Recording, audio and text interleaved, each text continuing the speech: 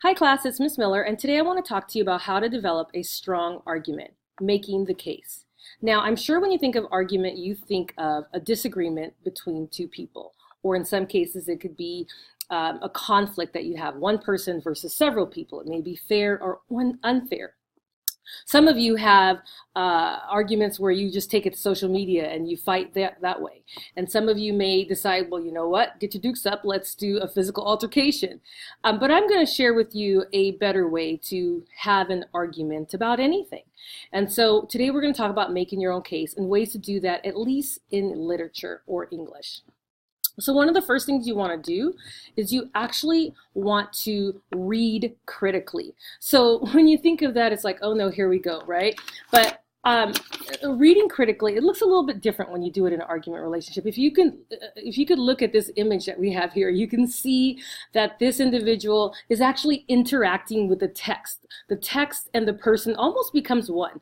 And so when I think of reading critically, I think of, and please don't make fun of me, I think of this book as a person, and I'm having a conversation with the author. Harper Lee, in this case, To Kill a Mockingbird. It could be any text, but you're having a conversation with the author, and you're talking to the text. So some people might see you during this unit talking to yourself, and that's just you reading critically. In our case, we might do post-its to annotate the text, and that's our conversation that we're having. But you want to interact with the text.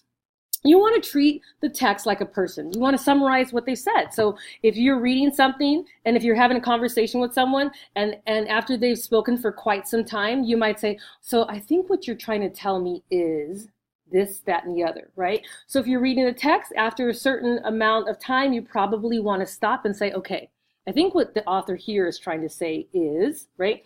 The other thing you want to do is acknowledge the author's point of view. So in an argument, and I don't know if you have ever experienced this, I know I have. I'm horrible at this when it comes to argument because it requires a lot of discipline and it requires a lot of patience. You have to listen to what the other person is saying. You have to read the text. If you skip any steps, your argument is going to be weak because you will not have enough information to draw your conclusions. So you really have to acknowledge what the author is trying to say or what the individual is trying to say. And you want to speak in first person. So oftentimes in literature, when we're doing a literary response, the teachers will tell you, please, write in third person, don't write in first person. But in an argument response, it's okay to write in first person. And you want to comment on what you think. So if you're reading a section in a text or you're listening to someone, even if it's a natural conversation that you're having, you're oftentimes going to insert yourself and say how you feel about a particular topic or idea. Same thing with the text. When you're reading, you're going to stop and say, well, listen, I find that interesting that you would think that it's okay to do this, that, and the other. So you're going to comment on the text and you want to speak your mind. So when you read critically, you're going to do all of these texts, all of these things. You and the text will become one. So what's the impetus for an argument, at least in this fashion? So you see these two going at it, right? And I got to tell you, the best essays, the best argument responses are ones where people are fired up. So I know when we talk about like a literary analysis and I'm telling you to think and do this analysis and go deep and you're thinking, oh, but with an argument response, it's so much more. It's much easier to achieve that, especially if it's something that you're excited about, if you care about the topic, if you're fired up, excited, or passionate. Think about it, the only time we ever get in a fight or an argument is because we care, because we feel a certain way about something. And so this is where you guys will say, shots fired, right? So we're fired up, we're excited, we're passionate. You want to avoid playing it safe. You want to say exactly how you feel because the stronger your message, the stronger your argument. This is when someone challenges your standard point of view. So you may say, you know what, it's not okay to do this. And you might hear someone hear someone that has a position that's different than yours.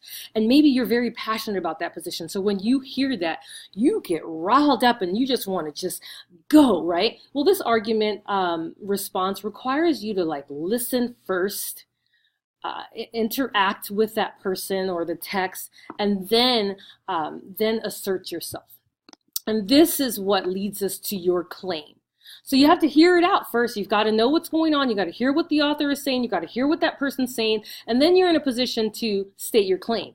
And your claim, these are different words that you can use. Your claim is your position.